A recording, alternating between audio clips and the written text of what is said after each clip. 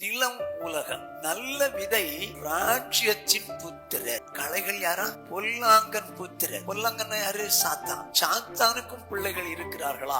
1 யோவான் 3வது அதிகாரம் 10வது வசனம். இதனாலே தேவனுடைய பிள்ளைகள் இன்னார் என்றும் பிசாசின் பிள்ளைகள் இன்னார் என்றும் வெளிப்படும். தேவனுக்கும் பிள்ளைகள் இருக்கிறாங்க, பிசாசுக்கும் பிள்ளைகள் இருக்கிறாங்க. நம்ம எல்லாம் யாரு கேட்டா தேவனுடைய பிள்ளைகள். ஆனா வேதம் ஒத்துக்காது. தேவனுடைய பிள்ளை யார், பிசாசு பிள்ளை யார்? வேதம் என்ன சொல்லுது?